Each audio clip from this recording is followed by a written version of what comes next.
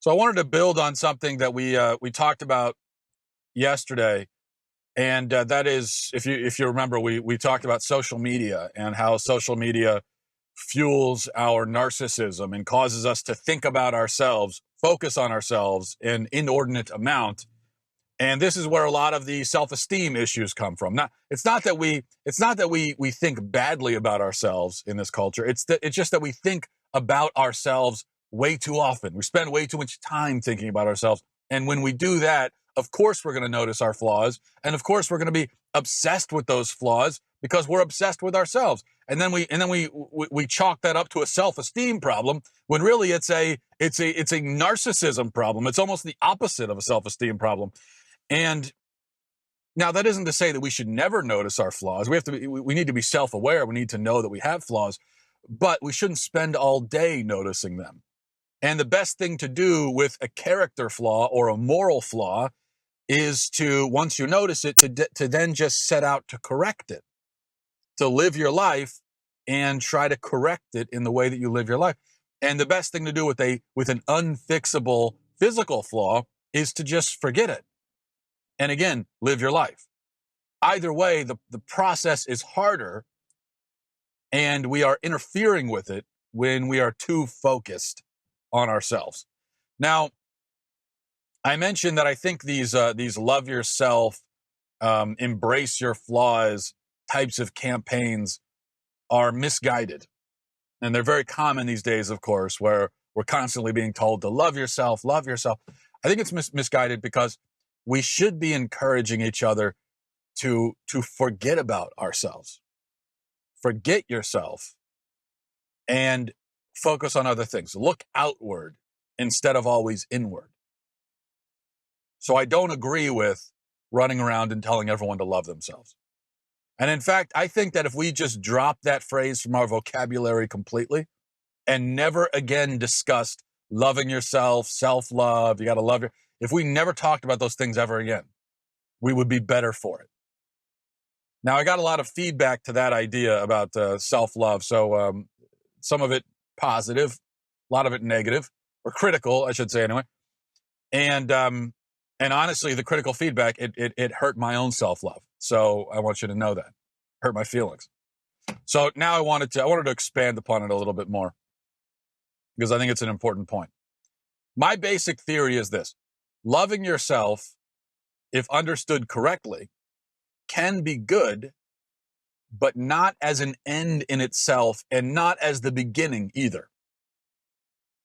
Now, I think there are two huge mistakes we make when we talk about self-love, the idea of loving ourselves. There are two huge mistakes. The first mistake is in thinking that loving yourself is the highest good and the ultimate point of life. That's obviously a big mistake. The second mistake is in thinking that self-love is the starting point and you really can't love anyone else until you love yourself. Now, I'm not going to spend much time debunking the first idea, which is Satanism. The idea that self-love is the highest good, the ultimate point. That's Satanism. And it is a philosophy that's been adopted in the mainstream by leftism. But I've talked about that plenty of times in the past. I will again in the future. For now, I'm going to address the second idea, which is prevalent even among people who know that self-love is not the highest good. It's still very prevalent. And you hear this all the time, don't you? Right? I mean, you've heard this. Maybe you've said it yourself, that you can't love someone else until you learn to love yourself. You'll even hear that you really can't do anything with your life until you love yourself. This is what's implied when you ask someone, you meet someone that you haven't seen in a while, and you say, "Oh, what are you doing with yourself? What are you doing for a living?" And they say, "Well, I'm just working on myself right now. I'm just working on myself." Now, Christians will tend to think that, and what he means is, this is a person who has just caved in on themselves, just completely, you're looking at a void of a person where they have completely caved in and they've blocked everything else out and they're just thinking about themselves all day and working on themselves. Now, Christians will tend to think that there's scriptural support for this approach. They'll point to Jesus saying, "Love your neighbor as yourself." And they take that to mean that you cannot begin the project of loving your neighbor until you have developed a sufficient affection for yourself. But that is not at all what is meant. You see, we have to remember that love your neighbor as yourself is the second greatest commandment. The first commandment that we're given is love the Lord God with all your heart and with all your soul and with all your mind and with all your strength. I would say that if we concentrate on the first commandment, which is loving God, and then if we concentrate next on the first part of the second commandment, which is loving our neighbor, and if we really give that our attention, then love for ourselves will just be tossed into the bargain. We don't even have to think about it. If you're really focused on loving God and loving your neighbor, then your self-love just comes with it. It's just part of it. Self-love is not the starting point. It's not the beginning. And it's not the end goal either. It's a byproduct. It's something that happens in the middle. And not because you're trying to make it happen, it simply does happen. There's another important thing we should remember about love your neighbor as yourself. Love your neighbor as yourself. What that really means in context is keep your neighbor's interests at heart like you keep your own interests at heart. Jesus is not recommending self-esteem. Jesus is simply building off of the fact that we all naturally as individuals value our own interests and work towards fulfilling them. Everybody on earth naturally does that. Now, we may have very wrong ideas about what's in our best interest, but we still are, we're very concerned about that. All the time we're concerned about our own interests. So Jesus is just taking that for granted. He's not saying to work on that or to build that up. He's saying you're already like that, so you don't have to think about it. That's how you are. But instead, take that mentality and apply it to your neighbor. Don't worry about fortifying that mentality about yourself. Apply it to your neighbor. But we've taken this command and we've done the opposite. We've taken it the opposite direction. That's the opposite of what we were supposed to do. When we use it as an excuse for selfishness. No, that's the opposite of what he meant. I think there are two things about love that we have to remember in order to really work through this idea of self-love. The first thing is, Aquinas says that to love, he defines love as willing the good of the other, right? That is wanting what is good for someone, not necessarily wanting them to always get what they want, but wanting what is actually good for them, what is actually good. And then working so far as we can to actively bring about that good. I've never heard a better definition of love. I think that's the definition. That's it, right? Whatever the dictionary says, that right there, Aquinas, he has the definition. To will the good of the other. At least that's the definition for person-to-person love. Love for God is a little bit different because you can't really will the good of God. He already has everything he needs. There is no good that you can provide for him or wish for him because he's the author of all good.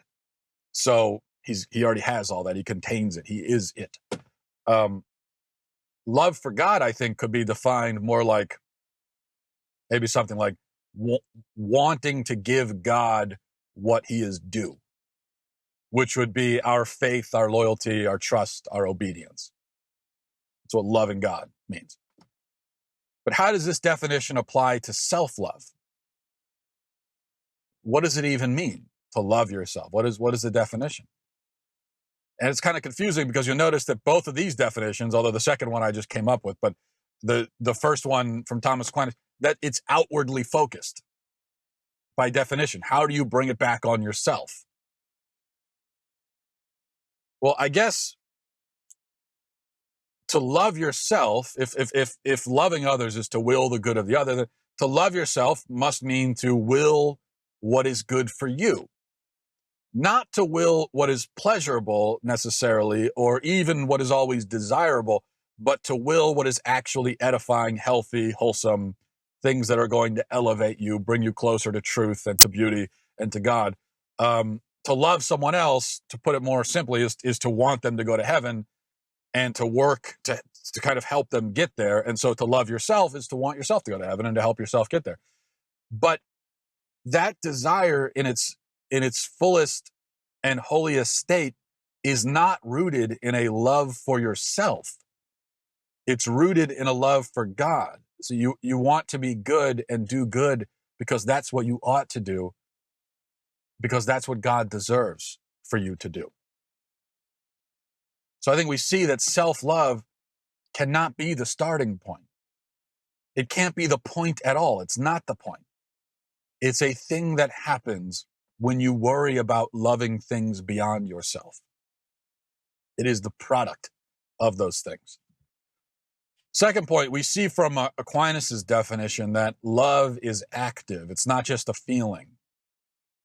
This, of course, is a huge misconception we have in our culture, and it's been disastrous for our culture. It's been disastrous, especially for families and for marriages, where we look at love as a feeling of affection.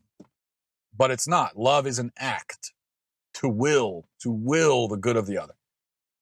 The problem is that when people talk about loving themselves, they mean it almost always as a purely emotional exercise. They mean to say that they want to feel good about themselves. That's what they mean. It's like, I'm working on loving myself. What they mean is, I'm working on feeling good about myself. They are essentially sitting around trying to conjure up emotions about themselves. Or maybe they're even taking drugs to help that, or whatever. But they are trying to develop emotions in their head about themselves. And this is a ridiculous exercise, because you're never going to reach a state where you feel always good about yourself. That's never going to happen. It shouldn't happen anyway.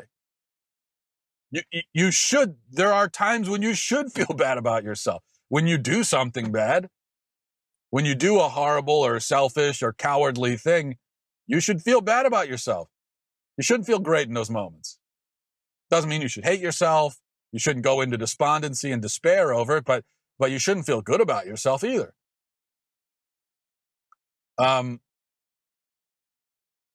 So there's never going to be a point where you always feel good about yourself. Just like you're never going to reach a point where you feel always affectionate towards your spouse or your kids, but you love your spouse and your kids, hopefully, anyway.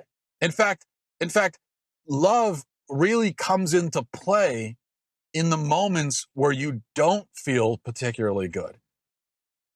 You're talking about in a family setting with your spouse or your children. It's when you don't feel that really strong affection because you're tired or you're annoyed or you're angry or you're hurt or whatever it is, right? It's when you don't feel that, when you don't have that affection necessarily, that's when love really comes in. That's when the love is really needed. Because then to love the other person is an act of will. It's really a choice. It's not just something that you're doing because you happen to be feeling pretty good in the moment. Anybody can act loving when they feel loving. Anyone can do that. Doesn't mean anything. Even the most abusive and horrible spouse can still act loving in the moments where he feels loving. But it doesn't mean anything if the moment when those feelings leave, you start acting like a tyrant. So to act loving when you don't feel it, that's the real thing right there. I mean, that's it. That's love, and that's really love in its strongest state. Or maybe I should say in its rawest state. So when we always focus on our emotions about ourselves, we're embarking on this really foolish and narcissistic quest to reach a state of emotional constancy in relation to ourselves, which is never going to happen. Instead, we should just be always doing what is good for ourselves, actually good, not what is always pleasurable or anything like that, but just what is actually good, what is actually bringing us higher and closer to truth. And we should just be doing that all the time and let the emotions come and go as they will. so that there really shouldn't be a reason to talk about self-love.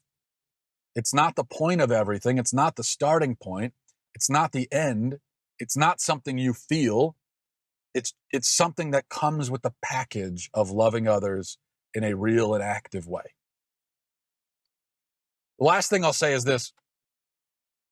Think about the implications of this idea that you have to love yourself before you can love other people. Think about what that looks like in practice. Think about how this must work in a marriage. For the brief period where somebody with this mentality can actually stay in a marriage, think about how that must work. You'd be going up to your spouse and saying, sorry, honey, I can't love you today. I'm just not feeling great about myself. You see, I need to love myself again. And then I'll get around to you. Okay. But I can't love you right now because I'm just not feeling great. No, I think that obviously is not the right approach. The opposite is the better approach. Forget about yourself, love your spouse, serve your spouse, and then magically you'll find that your opinion of yourself improves. That's what happens. It's really magical like that. Go out and do good things for others and do your duty, fulfill your responsibilities, live as though you feel great about yourself, and then you'll find that, oh, wow, I feel pretty good right now. But then you can't, but here's this is what I'm talking about. We become so focused on our emotions about ourselves. It can't, your emotions about yourself, that's just an underlying thing. It's a current that's kind of there, but you can't stop and think about it. Because even when you're going out and you're living your life and you're doing what you're supposed to do and you're being self-sacrificial and you're being loving towards others, that is going to lift you up emotionally as well. But the moment that you stop and dwell on it, you stop and think, wow, I really feel great about myself right now. Let me think more about how I feel about myself. Let me analyze the moment you do that, it all falls apart. You start losing all of it. It's like now it's just water through your fingertips and you're trying to grab it. It's like, no, I just had it. It's gone now. That's because you're not supposed to stop and think about it. Continue living, continue going. I guess it's a little bit like when if you've ever really dwelled on breathing, or if you've been walking and you began to think, this is kind of how am I walking right now? I don't feel myself telling myself to walk. You start dwelling on the act of walking or the act. And the moment you do that, it starts to feel weird. Like you almost forget how to do it because you're not supposed to dwell on it. It's kind of something that you do automatically. So love yourself first, and then you can love others. No, I think the opposite is the case. I think maybe the way that we should phrase it is something like this.